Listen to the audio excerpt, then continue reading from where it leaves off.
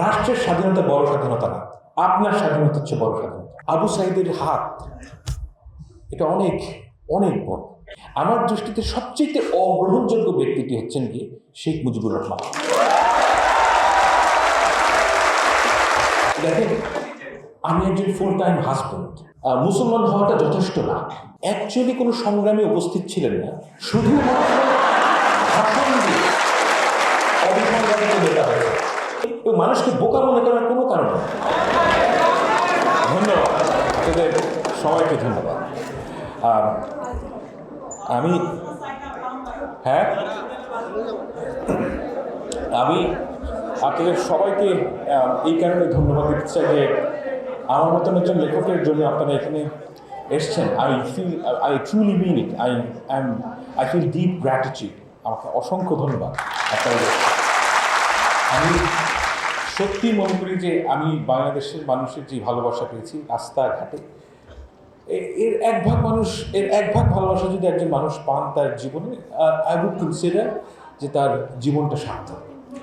এই ভালোবাসা আপনারা দোয়া করবেন যেন এই ভালোবাসার লায়ক আমি হতে পারি, যেন আমি ভবিষ্যতে ওই ডেসপিকেবল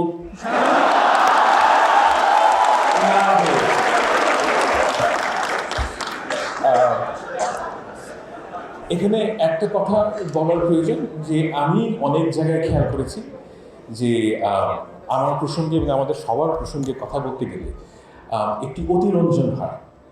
এই অতিরঞ্জন হচ্ছে কি যে আমরা সবাই মিলে যা করেছি, আর এর তুলনায় আবু সাইদের হাত এটা অনেক অনেক বড়, এটা কোনো তুলনা হয়। এবং আমি আসলেই মনে করি যে আবু সাইদের সাথে আমাদের নাম উচ্চারিত হওয়াটা ঠিক না। তারা যেই আত্মত্যাগ করেছেন তাদের জন্য আজকে আমি এখানে দাঁড়াতে পারছি। বাংলাদেশের ছাত্র জনতা যদি তারা এই আত্মত্যাগ না করতেন তাহলে আমরা আছি, অন্তত আমি এবং জিয়া ভাই এখানে, ফায়েজ ভাইও এখানে দাঁড়াতেই পারতাম না। আমি সত্যি আমি এটা বলার জন্য বলছি না, I'm absolutely thankful to you all. অসংখ্য ধন্যবাদ। এবং আপনাদের সবার কাছে আমি একটা কারণে ক্ষমা চাইছি যে আমি অনেককে বলেছি যে আপনাদের সাথে দেখা হবে, কথা রাখতে পারিনি। আমি এই চরিত্রের মানুষ না, কিন্তু আমি আসলেই পারিনি। আপনাদের সবার কাছে ক্ষমা চাইছি। আমার বক্তব্যর প্রথমে একটা জিনিস বলে রাখা প্রয়োজন যে আমি বক্তব্য ছোট করতে চাই আর প্রশ্ন উত্তর বেশিক্ষণ দিতে চাই। দেখেন, আমি একজন ফুল টাইম হাজব্যান্ড। হ্যাঁ, যারা আপনারা অভিজ্ঞ হাজব্যান্ড তারা জানেন যে আমরা কিন্তু কথা বলতে স্বচ্ছন্দ না, কিন্তু প্রশ্ন উত্তরে স্বচ্ছন্দ। আমি আমার অভিজ্ঞতা কাজে লাগাতে চাই। আমি প্রথমেই একটা দার্শনিক প্রশ্নের কথা বলবো যে আমি কে। এটা আমাদের সবার জীবনে একটা খুব গুরুত্বপূর্ণ প্রশ্ন, আমি কে। এখন আমার ক্ষেত্রে এই প্রশ্নের উত্তর হচ্ছে যে অনেকভাবে এই প্রশ্নের উত্তর দেওয়া যায়। যেমন ধরেন, আমি একজন পিতা, আমি বাংলাদেশি, আমি হিন্দুস্তানি মুসলমান, আমি বাঙালি এবং আমি অস্ট্রেলিয়ান। এই প্রত্যেকটা প্রশ্নের প্রত্যেকটা যে উপাদান আমার পরিচয়, প্রত্যেকটি কিন্তু গুরুত্বপূর্ণ। আমি কোনোটাকেই কখনোই অস্বীকার করি না। কিন্তু একটা ব্যাপার আপনাদেরকে বুঝতে হবে যে আমরা যখন ইন্টারাক্ট করি সমাজের মধ্যে, আমাদের একটা অজুহাতের প্রয়োজন হয় যে আমি আপনার সাথে সংযুক্ত হতে চাই, আমি আপনাদের সবার সাথে সংযুক্ত হতে চাই, সেজন্য একটা সম্প্রীতি তৈরি করতে চাই, এবং সেজন্য আমাদের কিছু অজুহাতের প্রয়োজন হয়। এই অজুহাতের যে প্রয়োজন, এটা কিন্তু সব সময় সবকালে ছিল, এবং এই প্রয়োজন থেকেই আমরা আমাদের যে পরিচয়, সেই পরিচয় থেকে আরও বড় স্ফেয়ারে চলে আসি। এখন আমাদের যে জাতীয়তাবাদের উদ্ভব কিংবা ধর্ম এই প্রশ্নটার উত্তর দেয় যে আমাদের যে একের সাথে অপরের যে পরিচয়, যে সম্প্রীতি, যে সদ্ভাব, এর অজুহাত প্রয়োজন, এবং সেইখানেই এই আমাদের পরিচয়বাদী জাতীয়তাবাদের প্রসঙ্গ আসে। এখন আমার জীবনের কিছু রিমার্কেবল মানুষের সাথে আমার পরিচয় হয়েছে। একজন হচ্ছেন দীপেশ চক্রবর্তী। তো আমি ওনাকে চাচা ডাকি এবং উনি আমাকে সন্তানের মতন স্নেহ করেন। এবং উনি একসময় ক্যানবেরা ছিলেন, আমি ক্যানবেরায় থাকি, এবং উনি প্রতি বছর আসেন এবং ওনার সাথে কথা বললে বিভিন্ন ব্যাপারে ঘন্টার পর ঘন্টা আড্ডা হয়। তো ওনার সাথে মানে উনি কিন্তু চমৎকার মানুষ এবং বাংলাদেশের মানুষের প্রতি তার যে আচ্ছা, আপনারা দীপেশ চক্রবর্তীকে চেনেন তো? মানে উনি খুব নাম করা মানুষ, উনি একজন ঐতিহাসিক এবং আমার বিচারে ভারতবর্ষের সবচেয়ে লিডিং একাডেমিকদের মধ্যে যদি 10 জনের একটা লিস্ট করা হয়, উনি তার মধ্যে থাকবেন। উনি এতটাই বিখ্যাত। কিন্তু ওনার সাথে কথা বললে আপনার মনে হবে যে একদম মাটির মানুষ। তো ওনার সাথে কথা বলে এবং বিভিন্ন পশ্চিমবঙ্গের মানুষের সাথে কথা বলে আমার সবসময় মনে হয়েছে, বিশেষ করে হিন্দু সম্প্রদায়ের মানুষদের সাথে, যে তাদের একটা ধারণা হচ্ছে যে একজন হিন্দু এবং একজন মুসলমান, এই যে উভয়ের মাঝে একটা সম্প্রীতির একটা স্পেস তৈরি হবে, সেই জায়গাটা সেকুলার একটা জায়গা হতে হবে। অর্থাৎ আমরা ধরেন আপনি একজন হিন্দু এবং আমি একজন মুসলমান, এবং আমি যে আপনার সাথে একটা সম্প্রীতির সম্পর্ক তৈরি করব, এর জন্য আপনাকে এবং আমাকে উভয়কে বাঙালি হিসাবে হাজির হতে হবে। অর্থাৎ যেই অজুহাতের কথাটা আমি বললাম, সেই অজুহাতটা এখানে হচ্ছে গিয়ে বাঙালি। আমি এই প্রবণতা বহু মানুষের মধ্যে দেখেছি এবং এর কারণও আমার কাছে মনে হয়েছে যে এই জায়গাটা কিভাবে তৈরি হলো। আমি প্রশ্নটা করি এই কারণে যে এই যে বাঙালি জাতীয়তাবাদ আবিষ্কার হলো আমাদের দেশে 60-এর দশকে, এর আগে তো 700 বছর ধরে মুসলমান এবং হিন্দু একই সাথে থেকেছে, তাদের কেন এই প্রয়োজনটা বোধ হয়নি? এবং এই জায়গায় এসে আমার যে কনক্লুশন সেটা হচ্ছে কি, যে আমরা সবাই বাঙালি মুসলমান এবং হিন্দুর মাঝে যে একটা সম্প্রীতির যে প্রবণতা অলরেডি আছে, সেই প্রবণতাটা আমরা কখনো গ্রাহ্য করি না। আপনার কিন্তু একটা সেকুলার স্ফেয়ারে গিয়ে হিন্দুর সাথে সদ্ভাব তৈরি করতে হয় না। মুসলমান ধর্মেই এটা আছে, হিন্দু ধর্মেই এটা আছে। মানুষের স্বভাবই হচ্ছে কি এটা, এবং মানুষের একটা প্রবণতা আছে, মানুষের একটা প্রতিভা আছে আরেকজন মানুষের সাথে সদ্ভাব তৈরি করার। এই সদ্ভাবটার এই প্রবণতাকে আমরা অগ্রাহ্য করে 60-এর দশকে আমরা বাঙালি জাতীয়তাবাদের উদ্ভব হয় বাংলাদেশে। এবং এই যে বাঙালি জাতীয়তাবাদের উদ্ভব, সেটা কেন হলো? অর্থাৎ 1947 সালে যখন আমরা পাকিস্তান হলাম, তখন এখানে আমরা বাংলাদেশের যারা লিটারেটি ক্লাস, অর্থাৎ এই ঢাকা ইউনিভার্সিটির কাছে শিক্ষিত মানুষ, তারা মনে করলেন যে তাদের পরিচয় মুসলমান হওয়াটা যথেষ্ট না। মুসলমান হওয়াটা যথেষ্ট না, কারণ আপনাকে সবসময় মনে করতে হবে যে আমি উর্দুওয়ালাদের চেয়ে আলাদা। এই যে চাহিদা, এই চাহিদার থেকে বাঙালি জাতীয়তাবাদের উদ্ভব হয়। অর্থাৎ এবং আরও অনেক এলিমেন্ট আছে। একটা গুরুত্বপূর্ণ এলিমেন্ট হচ্ছে গিয়ে যে সেই সময়কার যারা শিক্ষিত সম্প্রদায়ের মানুষ, তাদের যে চাইল্ডহুড মেমোরিজ, এটা হেভিলি ডিপেন্ডেন্ট অন কলকাতা। অর্থাৎ কলকাতার সিনেমা তারা দেখেন, কলকাতার বই তারা পড়েন, এবং তাদের কাছে মনে হচ্ছে যে আমাদের এদের মতো হতে হবে এবং এদের মতো হওয়ার চাহিদা। এবং আরও একটা গুরুত্বপূর্ণ এলিমেন্ট আমার কাছে মনে হচ্ছে, সেটা হচ্ছে হিন্দু ধর্মের মানুষদের লিভড এক্সপিরিয়েন্স। আমি মনে করি, আমার সাথে আপনি দ্বিমত পোষণ করতে পারেন, কিন্তু আমার কাছে মনে হয়েছে বিভিন্ন লিটারেচার পড়ে, বিভিন্ন কথা বলে অনেকের সাথে, যে হিন্দু ধর্মের মানুষদের মধ্যে একটা ঐতিহাসিক গ্লানি আছে। সেই গ্লানিটা তারা বোঝে যে শ্রেণী প্রথা এটা ঠিক না, এটা তারা বোঝেন, এবং এটার একটা ঐতিহাসিক গ্লানি তাদের মধ্যে আছে। এবং এই গ্লানিটার যে প্রশমন, সেটার সম্ভব হয় 1920s-এ, যে তারা মনে করেন যে মানুষ ডিক্লাসড হয়ে যাবে, এবং এই আইডিয়াটা heavily dependent on left lining ideas. এবং সেখান থেকে তাদের বামপন্থার প্রতি তাদের যে আগ্রহ, তারা কিন্তু মানে সত্যিকার অর্থে খালেস দিলে তারা মনে করেছেন যে মানুষ ডিক্লাসড হবে, এবং ডিক্লাসড হওয়ার জন্য, এবং আমরা পূর্ববঙ্গের মুসলমানরা মনে করেছেন এইটা হচ্ছে কি আমাদের রাস্তা।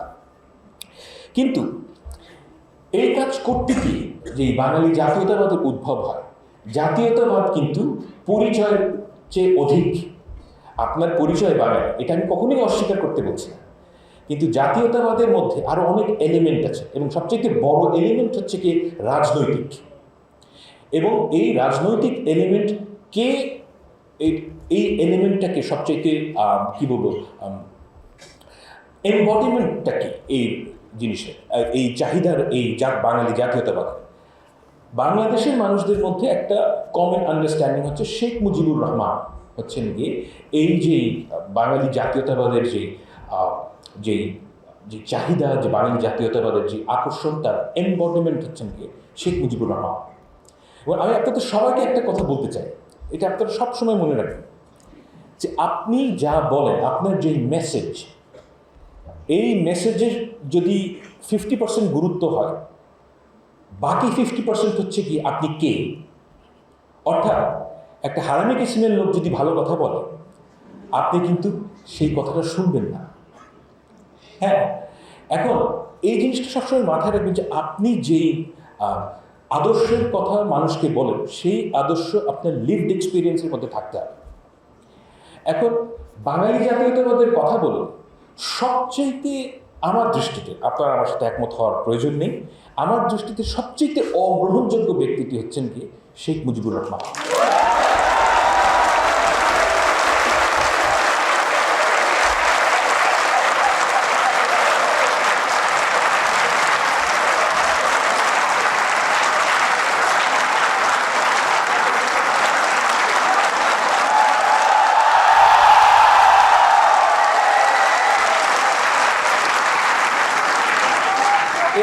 এর কারণটা কি? এর কারণটা কি? কারণ হচ্ছে কি, আমি সত্যিকার অর্থে আর কোনো নেতার কথা জানি না পৃথিবীতে, যিনি অ্যাকচুয়ালি কোনো, ধরেন জাতীয়তাবাদী নেতার কথা জানি না পৃথিবীতে, যিনি অ্যাকচুয়ালি কোনো সংগ্রামে উপস্থিত ছিলেন না, শুধুমাত্র ভাষণ দিয়ে অবিসংবাদিত নেতা হয়েছে। না, দিস আর ফ্যাক্টস, আমি কিন্তু বানিয়ে বলছি না। কারণ আপনি খুব খেয়াল করে দেখেন যে উনি কি 71 সালে উপস্থিত ছিলেন না। এই মানে, এবং ওনার যে কথা এবং ওনার যে চাহিদা, এবং রাইট, এবং উনি যখন ক্ষমতা পেয়েছেন তখন উনি একজন স্বৈরশাসকে পরিণত হয়েছেন, এবং ওনার অপশন ছিল স্বৈরশাসক না হওয়ার, এবং সেটা তিনি হয়েছেন স্বেচ্ছায়, বাদশাহ কায়েম করেছেন। এবং এই ধরনের মানুষকে যখন আপনি একটি আদর্শবাদের, বাঙালি জাতীয়তাবাদ এক ধরনের আদর্শবাদ, এই আদর্শবাদের যারা যদি আপনি পোস্টার বয় করেন, তখন আপনি যে ভুলটা করেন সেটা হচ্ছে আপনি ভুল মেসেজিং দেন। আমাকে যদি আপনি বলেন যে সালাফি ইসলামের মেসেজিং করতে, আমি যদি সেটা করা শুরু করি, সেটা যত ভালো কথাই হোক, আপনারা কেউ সেটা গ্রাহ্য করবেন না। কেন? কারণ আমি সালাফি ইসলাম আমি পালন করি না। অর্থাৎ আমি নামাজ কায়েম করি, আমি একজন মুসলমান, কিন্তু আমি ওই দ্যাট পার্টিকুলার যে ফিলসফি, সেই ফিলসফির সাথে আমার জীবন যাপনের কোনো সম্পর্ক নেই। তাই আপনি আমাকে অবশ্যই, এবং মানুষকে বোকা মনে করার কোনো কারণ নেই। প্রতিটা মানুষ খুব ভালো করে বোঝেন যে একজন মানুষ কি, তার লিভড এক্সপিরিয়েন্স কি, আর সে কি বলে। যখনই এখানে পার্থক্য আসবে, আপনাকে সেই মানুষটি অগ্রাহ্য করবে। বাঙালি জাতীয়তাবাদের সবচাইতে বড় সমস্যা গত 15 বছর আমরা যেটা দেখেছি, সেটা হচ্ছে কি দি আদারিং হচ্ছে কি এরকম, যে একটা খুব ছোট গ্রুপের মানুষ, শেখ হাসিনা, এই ধরনের একটা দুর্বৃত্ত পরায়ণ একটা গ্রুপ অফ পিপল, যারা অ্যাবসলিউটলি, যারা সার্বক্ষণিকভাবে মিথ্যা কথা বলছে। এবং শেখ হাসিনা এমন একজন মানুষ, উনি যদি বলেন যে আজকে শনিবার, আমি ওটাও বিশ্বাস করি। কারণ আমি আসলে মনে করি না যে উনি ওনার অন্ততপক্ষে শেষ 15 বছরের জীবনে, মানে অর্থাৎ লাস্ট 15 ইয়ার্স, উনি কোনো একটা দিন একটাও মিথ্যা কথা বলেন না। এরকম কোনোদিন আমার মনে হয় যায় না। অ্যাবসলিউটলি প্যাথোলজিক্যাল লাই।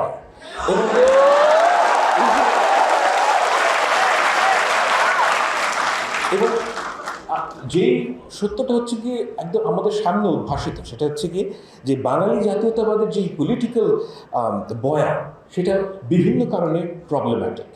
প্রথম কারণ হচ্ছে কি, বাঙালি জাতীয়তাবাদে বলা হয় যে আমরা বাঙালি, কিন্তু এর যে তাদের যে ক্ষমতার যে এক্সপ্রেশন, সেটা হচ্ছে কি এমন এক গ্রুপ অফ পিপলকে নিয়ে, তাদের জীবনে সেই জাতীয়তাবাদের কোনো আমি প্রমাণ কিংবা প্রয়োগ দেখি না। যেমন ধরেন বাংলাদেশের যারা ফিল্ম ইন্ডাস্ট্রি, কিন্তু আপনারা যারা অনেকেই বয়স কম, কিন্তু আপনারা আসলে অনেকেই জানেন না যেটা, যে ধরেন 90s-এ 80s-এ যারা সব সময় বাঙালি বাঙালি করতে করতে একদম মারা যেত, তাদের নিজেদের ছেলেমেয়েরা ইংলিশ মিডিয়ামে পড়ে, হ্যাঁ, এবং তাদের ছেলেমেয়েরা পড়াশোনা শেষ করলে তাদেরকে বিদেশে পাঠিয়ে দেওয়া হয়েছে।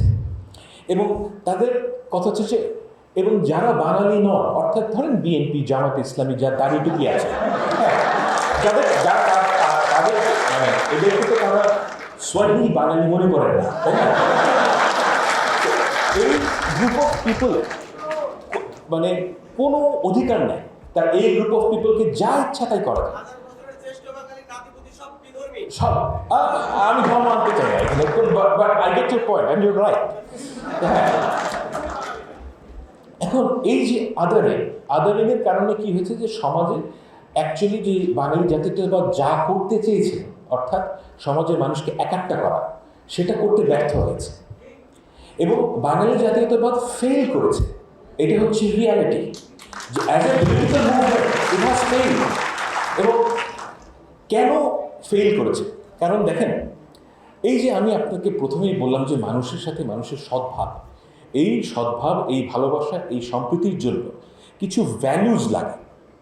সেই ভ্যালুজের মধ্যে আমি সবসময় সবাইকে বলি, দেখেন আপনি কেমন মানুষ, আমি এটা কখনোই আপনার ডিগ্রি দিয়ে মাপি না। To me it is irrelevant. আপনার কতগুলো ডিগ্রি আছে, কতগুলো আপনার বাবার কত টাকা আছে, কিংবা আপনি কি কি করেছেন না করেছেন, এর চাইতে অনেক গুরুত্বপূর্ণ একটা বিষয় হচ্ছে কি 500 বছর আগে একজন সাধারণ মানুষ আপনাকে কি একজন ভালো মানুষ হিসেবে গ্রহণ করবেন নাকি না?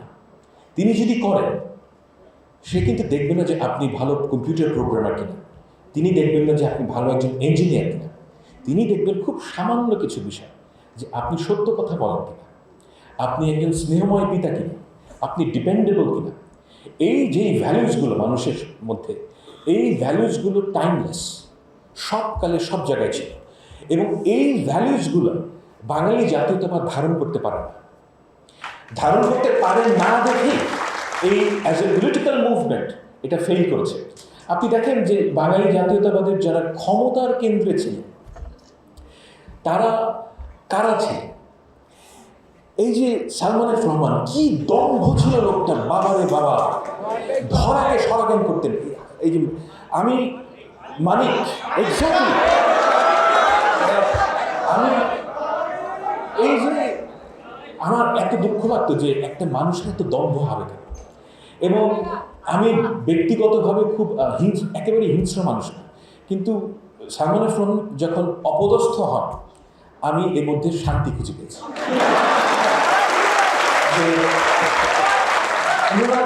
ওনারা এমন একটা সিস্টেমকে রিপ্রেজেন্ট করেছেন গত 15 বছর, যেটা প্রবলভাবে আগ্রাসী, প্রবলভাবে দুর্নীতিপরায়ণ, এবং সাধারণ মানুষের যে অত্যাচার হয়েছে।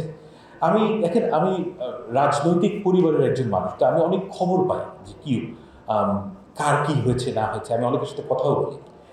গত 15 বছর, আর বিশেষ করে গত 10 বছর, যারা দাড়ি টুপি পরা মুসলমান এবং যারা বিএনপি এবং জামাতের রাজনীতি করেছে, তাদের যে কি দুর্বিষহ জীবন গিয়েছে, এটা ব্যাখ্যা করার মতন না, অকল্পনীয়। অনেকে, আমি এমন একজনকে চিনি যার 8 বছরের সংসার শেষ হয়ে গেছে। তার ওয়াইফ তাকে ডিভোর্স করেছে, কারণ যে তার সাথে সংসার করা সম্ভব না, কারণ সে তার দেশের বাড়িতে যেতে পারেন না। তিনি ঢাকায় উবার চালাতেন, এবং এই ঘটনা ঘটেছে কিন্তু 10 বছর জুড়ে। তো একজন মানুষ যার সংসার হারাতে হয়েছে, কত লোককে যে জেলে যেতে হয়েছে, কত মানে অকল্পনীয়। আমার আলমগীর সাহেব, উনি জেল থেকে বেরিয়ে কাঁদছেন। আমার ফোনে কথা হচ্ছে, উনি কেঁদে ফেলেছেন, কারণ জেলে গেলে উনি দেখতে পান যে বিএনপির অন্য নেতাদের মানে অন্য কর্মীদের কী অবস্থা। এক একজনের কাহিনী আপনি শুনলে চোখে পানি ধরে রাখতে পারেন। এবং এই যে অত্যাচার, এই অত্যাচার হয়েছে কি কারণে? কারণ একটা ক্লাস সৃষ্টি হয়েছে বাংলাদেশে, যারা নিজেদেরকে বাঙালি আওয়ামী মনে করত, এবং এই মনে করা থেকে তাদের কিন্তু অপরকে অত্যাচার করার যে জাস্টিফিকেশন তৈরি হয়েছে। এবং সেটাই হচ্ছে সবচেয়ে ভয়ঙ্কর জিনিস, যে এই জাস্টিফিকেশনের কারণে আমরা এই নিজের দেশের মানুষদের মধ্যে একটা আলাদা গ্রুপ অফ ক্লাস, একটা প্লেস তৈরি হয়েছে, সো টু স্পিক। আমি এই কারণে যে individual aspiration of human being, আপনি কি চান জীবনে? আপনি কিন্তু মন্ত্রী হতে চান, আপনি চান যে একটা সুস্থ জীবন যাপন করব, আমি হালাল রোজগার করব, স্বাভাবিক জীবন চান। এই যে একটা মানুষের স্বাভাবিক জীবন চাওয়ার যে অ্যাসপিরেশন, এই অ্যাসপিরেশনের ক্ষেত্রে বাঙালি জাতীয়তাবাদ কি এটাকে ধারণ করেছে, না এই অ্যাসপিরেশনকে প্রতিহত করেছে? আমার দৃষ্টিতে এটা প্রতিহত করেছে। কারণ যে বাঙালি জাতীয়তাবাদের যে ইনহেরেন্টলি এই সক্ষমতা নাই, কারণ এটা হচ্ছে কি একটা এক্সক্লুশনারি গ্রুপ এই সেন্সে যে আপনাকে একটা আমাদের মুক্তিযুদ্ধের একটা ন্যারেটিভ স্বীকার করে নিতে হবে, আপনাকে মনে করতে হবে যে শেখ মুজিবুর রহমান 1000 বছরের শ্রেষ্ঠ বাঙালি। এটা কেন এটা মনে করা হয় আমি জানি না। মানে উনি একজন স্বৈরশাসক, এবং মানে ইজ আ ফরেন ডিক্টেটর। আপনাকে আওয়ামী লীগ বিএনপি হতে হবে, আপনি আমাকে পৃথিবীর ইতিহাসে একজন ফরেন ডিক্টেটরকে দেখান যিনি তাদের সমাজে রিহ্যাবিলিটেটেড হয়েছে।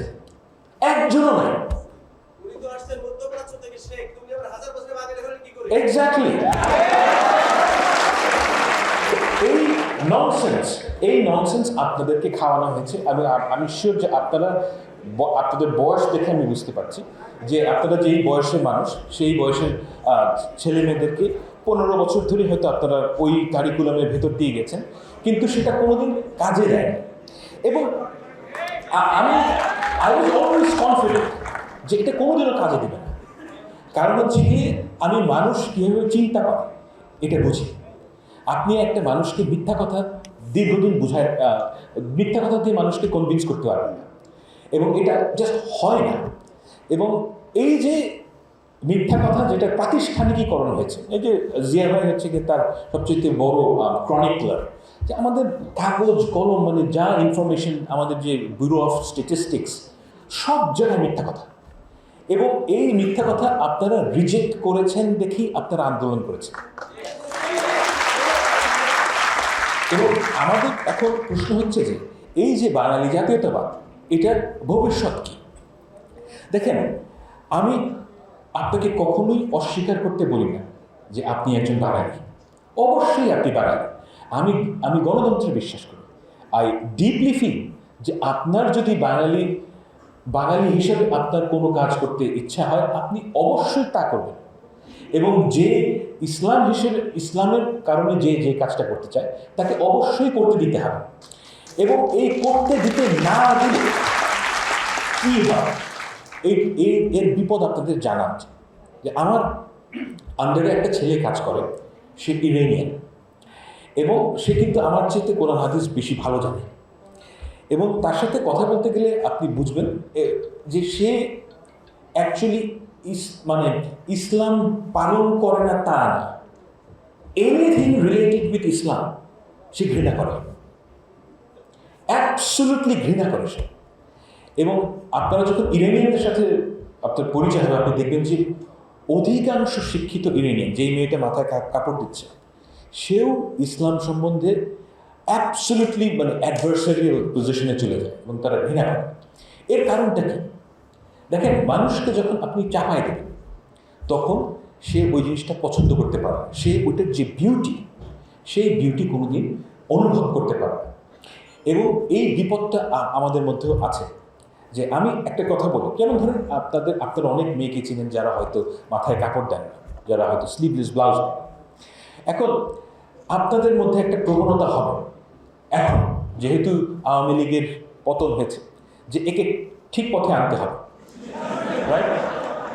এখন আপনি যদি মনে করেন যে কোনটা ঠিক পথ, বাই অল মিনস তাকে গিয়ে আপনি তাকে কনভিন্স করার চেষ্টা করেন।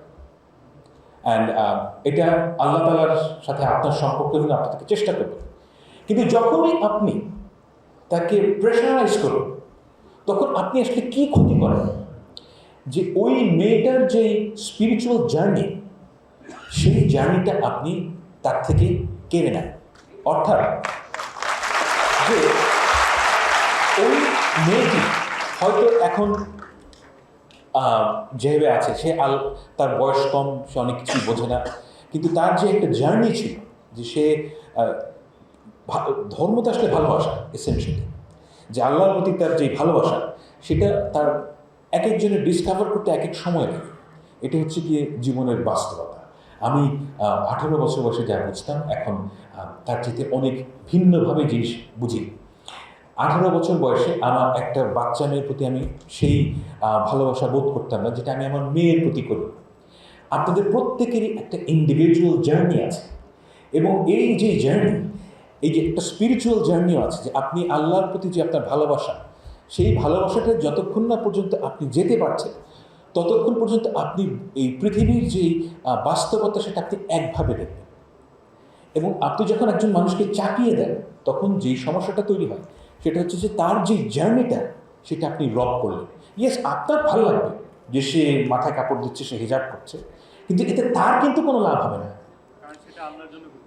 এবং এই ঘটনাটা আমি দেখেছি। এবং আমাদের যে এখন রেভলিউশনারি জিল, আমি কেন ভয় পাই এই জিনিসটা, যে রেভলিউশনারি জিল থেকে আপনাদের মধ্যে 6 মাস পরে কিংবা 1 বছর পরে আপনি যেটা মনে করবেন যে আপনার জন্য যেটা ঠিক, সেটা অপরকে ওই জায়গায় আনতে হবে। এই যে আপনার চাহিদা, এই চাহিদাটার সম্বন্ধে আপনাদের কিন্তু সবসময় সজাগ থাকা উচিত, যে এই চাহিদা এটা ডেঞ্জারাস। এবং এই চাহিদার থেকে, দেখেন, আমি যখন বাংলাদেশের কথা চিন্তা করি, আমার কাছে মনে হয় যে সবচেয়ে প্রথম কাজ হচ্ছে কি, রাষ্ট্র যেন আপনার মাথায় চেপে বসতে না পারে। এটা হচ্ছে কি আমার প্রথম দেখার বিষয়, যে রাষ্ট্র যদি আপনার মাথায় চেপে না বসে, রাষ্ট্র যদি আমাকে বলে যে 5 ওয়াক্ত নামাজ পড়তে হবে, আমি ওইটার এগেইনস্ট। কারণ রাষ্ট্রের এই এখতিয়ার থাকা উচিত না যে আপনাকে কি করতে হবে। আপনার যে রাষ্ট্রের কাজ হচ্ছে লিগাল কোড নিয়ে, অর্থাৎ আপনি কি করতে পারবেন না, এসেনশিয়ালি স্পিকিং। এখন রাষ্ট্র যখন বলবে যে তুমি এটা করতে পারবে না, ওটা করতে পারবে না, এর মধ্যে অনেক কিছু কিন্তু আসলেই ইট মেক সেন্স, এবং আপনি এটা মানেন যে তুমি এই রাস্তায় 120 কিলোমিটারের উপরে গাড়ি চালাতে পারবে না, ইট মেক সেন্স, অ্যাক্সিডেন্ট হবে না, আপনি এটা মানেন। কিন্তু রাষ্ট্র যখন বলবে আপনাকে যে তোমাকে এটা করতে হবে, this two are different things. আমার কথা হচ্ছে যে রাষ্ট্র কখনোই আমাকে বলতে পারবে না যে তোমাকে কি করা উচিত। ও রাষ্ট্র যদি বলে যে তোমাকে ভাত খেতে হবে, আমি ওটার এগেইনস্টে। কারণ সে আমাকে এসেনশিয়ালি কি করতে হবে এই নির্দেশ রাষ্ট্র দিতে পারবে না। এবং আপনাদের এই মাইন্ডসেটটা দরকার, যে কি করতে হবে এই জিনিসটা অন্যরা ঠিক করে দেবে না। আপনি অনেক ভুল করবেন, এখানে এই দেশে অনেক মানুষ খুব একটা ব্রিলিয়েন্ট না, তারা অনেক ভুল করবে, দ্যাটস ওকে। সেই ভুলটা আপনার অভিজ্ঞতা হবে। কিন্তু রাষ্ট্র যদি একটা ভালো কাজও আপনার মাথার উপর চাপায় দেয়, আপনি ওই ভালো জিনিসটার মধ্যে ভালোত্বটা কি, এটা কোনোদিন আপনি রিয়েলাইজ করবেন না।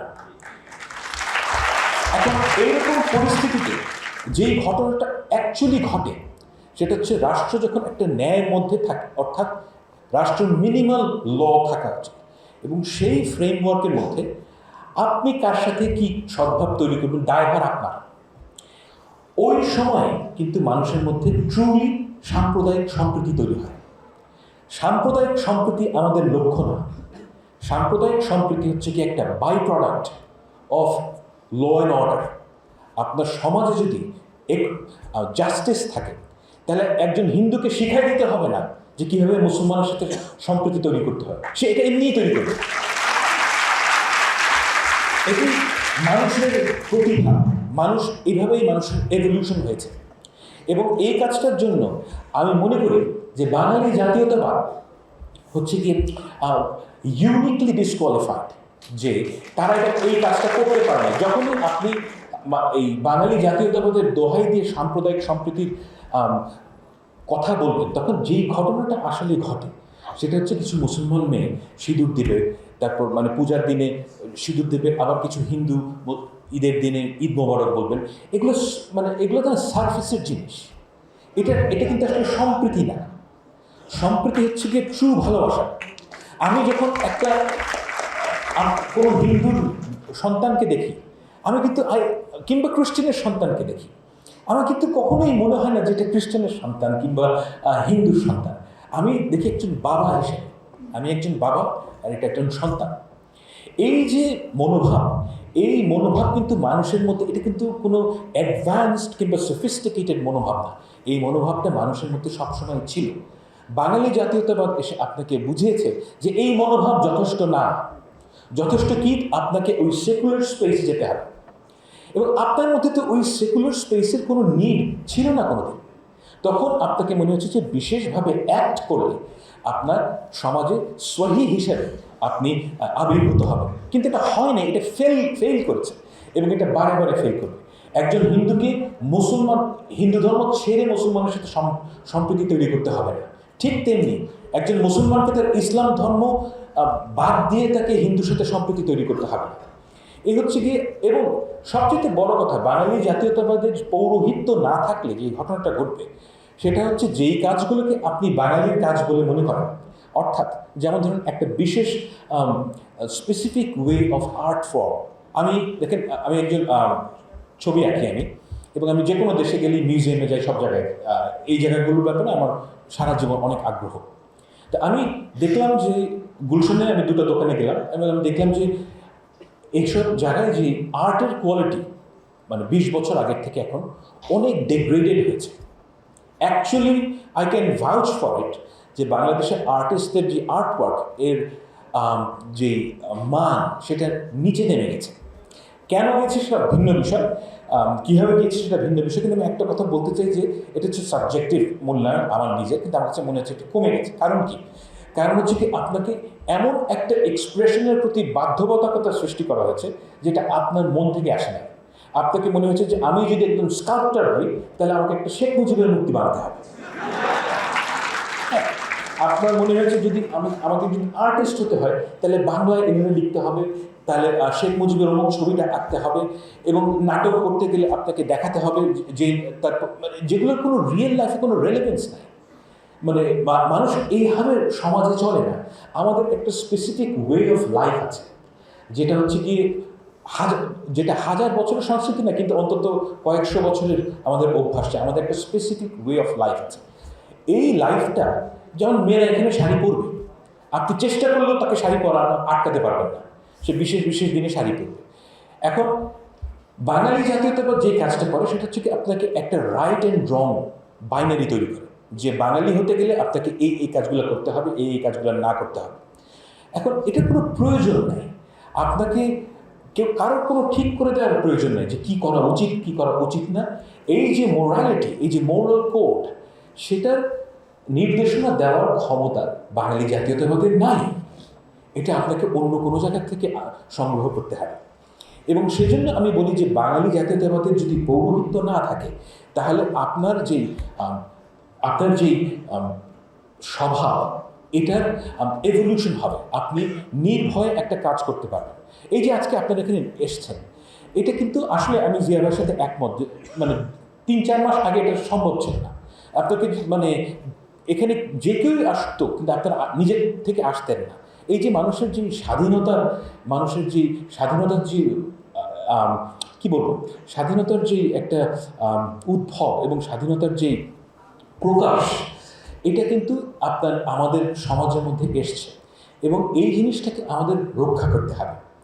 এবং সেজন্য আপনাদেরকে প্রত্যেককে নিজ নিজ জায়গায় you have to be very certain about it, যে এই যে আমাদের সন্তানরা যারা আমাদের জন্য তাদের জীবন দিয়েছে, তাদের যে সবচেয়ে বড় জিনিস কিন্তু মানুষের জীবন, সেই জীবন তারা দান করেছেন এবং তার দিয়ে নির্ভীকভাবে জীবন দান করেছেন।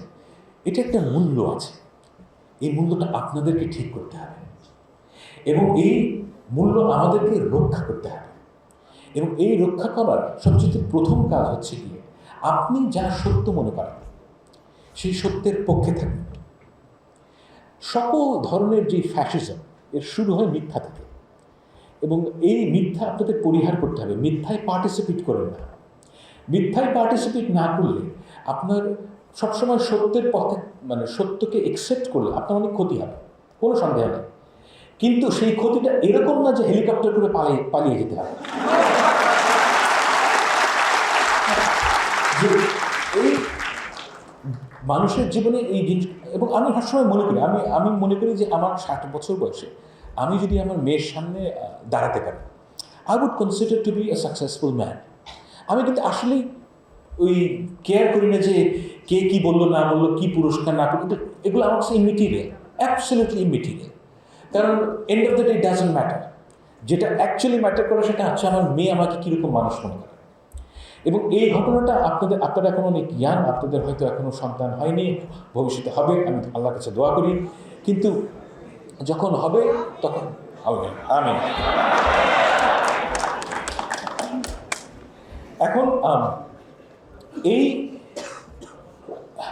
এই মানে শুভকামনা থেকে আমি আপনাদেরকে সবসময় একটা কথা স্মরণ করিয়ে দিতে চাই। আমি আগেও বলেছি, এখনও বলছি, যে সব ধরনের যে ডেভিয়েশন আমাদের সমাজে শুরু হয়, এই ডেভিয়েশনের প্রথম স্টেপটা, নানান ধরনের ডেভিয়েশন সমাজে হয়, কিন্তু প্রথম স্টেপটা হচ্ছে গিয়ে শিক্ষিত মানুষ যখন মিথ্যায় পার্টিসিপেট করে, এটার যে সুদূর প্রসারী যে প্রভাব কত, এটা আপনি কল্পনাও করতে পারবেন না। যেমন আমাদের শিক্ষকরা, ঢাকা বিশ্ববিদ্যালয়ের শিক্ষকরা বছরের পর বছর মিথ্যা কথা বলে গেছে। আপনাদের ঢাকা ইউনিভার্সিটির টিচাররা এক একজনের, আমি একটা ঘটনা মনে করি না, আমার একজন শিক্ষিকা ছিলেন, আমি এই বিশ্ববিদ্যালয়ে পড়াশোনা করেছি, ওনার, আমি একজন নাম বলছি না, তো উনি, হ্যাঁ, তো উনি যখন আমি ছিলাম তখন কিন্তু উনি একজন অ্যাভারেজ খারাপ শিক্ষক ছিলেন। হ্যাঁ, মানে অন্য খারাপ শিক্ষকরা যা করেন উনি তাই করতেন। হ্যাঁ, কিন্তু উনি হিংস্র ছিলেন না, এবং আমি এটা বলবো যে উনি একজন ভদ্রলোকও ছিলেন। হ্যাঁ, কিন্তু আমি পরে শুনি কি যে 2-3 বছর আগে শুনি যে উনি একদম ভয়ানক শেখ হাসিনার মতন হয়ে গেছে। হ্যাঁ, মানে খাতাটা পরীক্ষার হলে কাউকে পছন্দ না হলে খাতা টেনে নেবেন, ছিঁড়ে ফেলবেন খাতা, এই ধরনের হিংস্র কাজ করা শুরু করেছে। তা আমি কিন্তু সবসময় ভাবতাম যে এই যে ট্রান্সফরমেশনটা কীভাবে সম্ভব। উনি তো এরকম মানুষ ছিলেন না আগে। তো এটার দুটো ব্যাখ্যা আছে। একটা ব্যাখ্যা হচ্ছে কি যে আমি তখন তাকে চিনতে পারিনি, তিনি তখনও তাই ছিলেন, কিন্তু তার যে প্রতিভার স্ফুরণ ঘটে নাই। কারণ তার যে প্রতিভার স্ফুরণ ঘটার জন্য যে পরিবেশ দরকার ছিল সেটা তার সময় ছিল না। এটা হচ্ছে একটা ব্যাখ্যা। আর দ্বিতীয় ব্যাখ্যা হচ্ছে কি যে এই 15 বছরে সমাজ তাকে এরকম হিংস্র, মানে তার যে প্রফেশনাল সমাজ অর্থাৎ ঢাকা বিশ্ববিদ্যালয়ের পরিবেশ তাকে হিংস্র করে তুলেছে। দুটোই একই সাথে সত্য হতে পারে, এগুলো মিউচুয়ালি এক্সক্লুসিভ না। কিন্তু এই জায়গায় পৌঁছানোর জন্য আপনার প্রথম যেই বিষয়টা আপনাকে একমত হতে হয় সেটা হচ্ছে কি যে আপনার নিজের সম্বন্ধে একটা ইনফ্লেটেড ধারণা তৈরি করতে হয় যে আমি সামবাডি। এখানে আমরা কেউই সামবাডি না।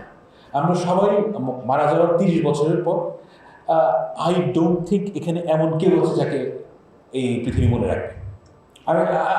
আমি অলমোস্ট সার্টেন অ্যাবাউট ইট যে ধরেন 10-15 জন লোক হয়তো মনে রাখবেন, না মনে রাখার সম্ভাবনাটাই বেশি।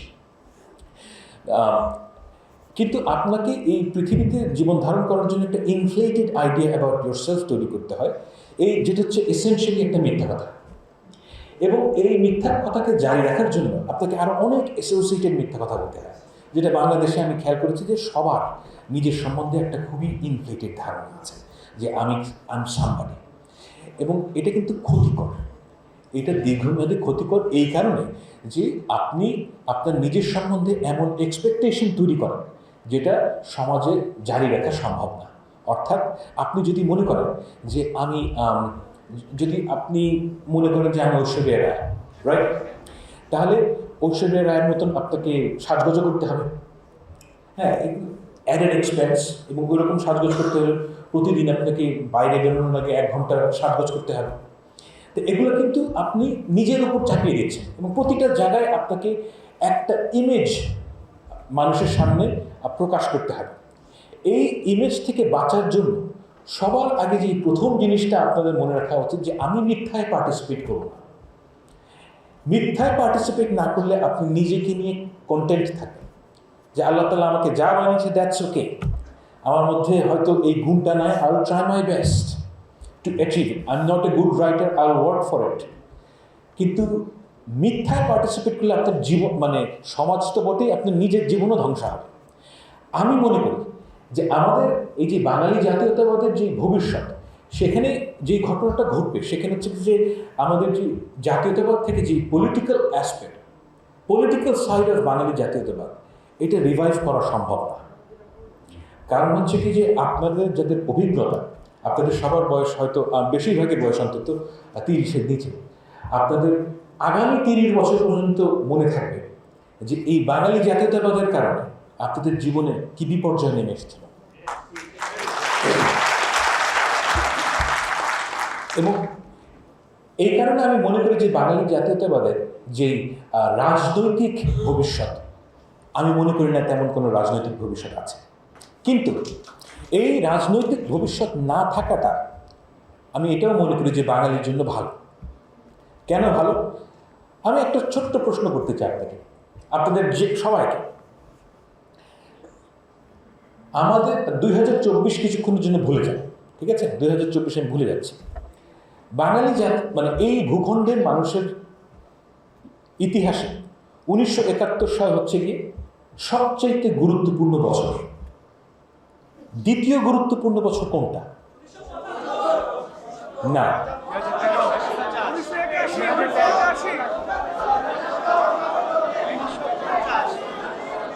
আচ্ছা, আমি আমার উত্তরটা দিই। আমি আপনাদেরকে আমার উত্তরটা দিই। আমার উত্তর হচ্ছে 1575 সাল। এর কারণ কি? এর কারণ হচ্ছে কি, আমি কেন বাঙালি জাতীয়তাবাদী ন্যারেটিভকে একটা প্রশ্ন করতে হয়, কারণ আপনাকে বোঝার, আমি আমার মতামতটা কেন এটা আমি বলছি। 1575 সালে মুনিম খান, অর্থাৎ মোগল জেনারেল, উনি 12 ভূঁইয়াকে পরাস্ত করে বেঙ্গল অর্থাৎ ইস্ট বেঙ্গলে প্রবেশ করেন। না, আমাদের পপুলার কালচারে বলা হয়ে থাকে যে ইসাখার পরাজয়, অর্থাৎ 12 ভূঁইয়ার স্বাধীন সুলতানদের পরাজয়ের কারণে আমরা স্বাধীনতা হারাই। কিন্তু রিয়ালিটি হচ্ছে কি কমপ্লিটলি ডিফারেন্ট। আমি আপনাকে বোঝাতে সক্ষম হব।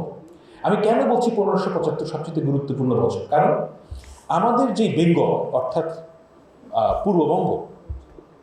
পূর্ববঙ্গের অধিকাংশ জায়গা, অর্থাৎ আপনি যদি মাঝখান দিয়ে, রাফলি স্পিকিং, আপনি যদি মাঝখান থেকে একটা দাগ কাটেন বাংলাদেশের, এর যে নিচের অংশ, এই জায়গায় জঙ্গল এবং সোয়াম্পি ল্যান্ড ছিল। এবং মানে মুঘলদের একটা মানে স্টেটেড লক্ষ্য ছিল যে আমরা এখানে গিয়ে এই জঙ্গল কাটবো, কেটে কৃষি জমি তৈরি করব। এবং কৃষি জমি তৈরি হওয়ার ফলে মানে 1570-এর দিকে টোডরমল বলে একজন খুব নাম করা মন্ত্রী ছিলেন আকবরের।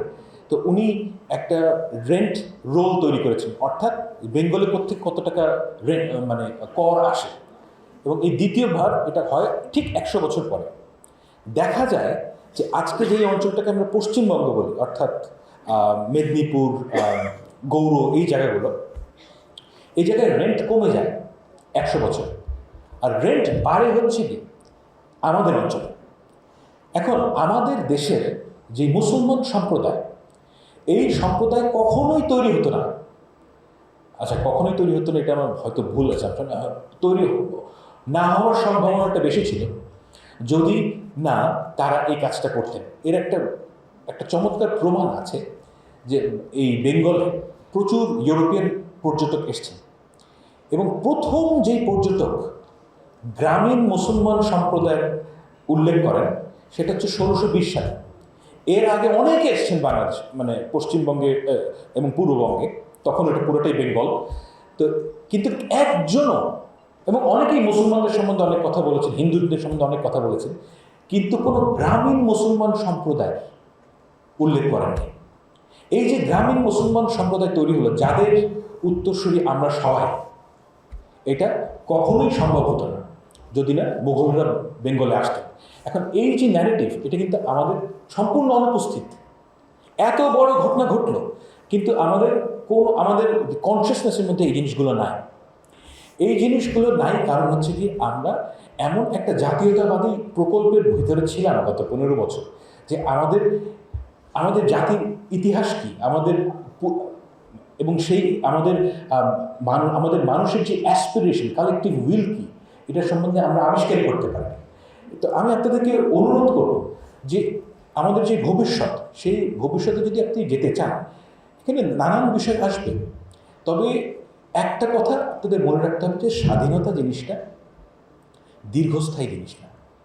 এই সেন্সে যে আপনি যদি এটাকে রক্ষা করার জন্য আগ্রহী না হন, আপনারা যদি এটাকে রক্ষা করার জন্য সব কিছু ত্যাগ করতে রাজি না হন, তাহলে এই স্বাধীনতা থাকে না। আমাদের এই ভূখণ্ডের মানুষ 1947 সালে নিজেকে স্বাধীন মনে করেছে, 71 সালে স্বাধীন মনে করেছে, এবং এখন মনে করছে স্বাধীন হয়েছে। একটা জাতি 3 বার স্বাধীন হওয়ার প্রয়োজন হয় কেন? রাইট? এর কারণ হচ্ছে যে আমরা কেয়ারফুল ছিলাম না। রাষ্ট্রের স্বাধীনতা বড় স্বাধীনতা না, আপনার স্বাধীনতা হচ্ছে বড় স্বাধীনতা। এই দেশের প্রতিটি শিশুকে বুঝতে হবে যে সে স্বাধীন। আপনাকে বুঝতে হবে স্বাধীনতা কোনো প্রমিস না, এর সুফল আপনাকে ভোগ করতে হবে। আপনার যদি ইচ্ছা থাকে, আপনার প্রধানমন্ত্রীকে গালি দেওয়ার আপনার ক্ষমতা থাকতে হবে। এবং আমি এই বাংলাদেশের স্বপ্ন দেখি, এই বাংলাদেশের পরিবেশ যদি এরকম থাকে, তাহলে আপনার যেই ভবিষ্যৎ সরকার আসবে, সে আপনার সর্বনাশ করতে পারবে না। এবং এতটুকুই যথেষ্ট, সরকার যদি আপনার সর্বনাশ না করতে পারে, তাহলে আপনি নিজে নিজে কত কিছু করতে পারবেন, এর কোনো হিসাব নেই। মানুষ একটা অমিত সম্ভাবনাময় প্রাণী, তাকে যদি বাধা না দেওয়া হয়, সে অসাধ্য সাধন করতে পারে। আমাদের ছাত্ররা যা করেছে এই গত 1 মাসে, এর 2 মাস আগে আমি চিন্তাই করতে পারিনি। তারা অসাধ্য সাধন করেছে, তো হেলিকপ্টার দিয়ে শেখ হাসিনা পালাইছে। তো এই অসাধ্য তারা কীভাবে স্বাধীন করছে? কারণ হচ্ছে কি, আপনাকে বিশ্বাস করতে হবে। Believe in it. If you believe in it, you can do it. Thank you.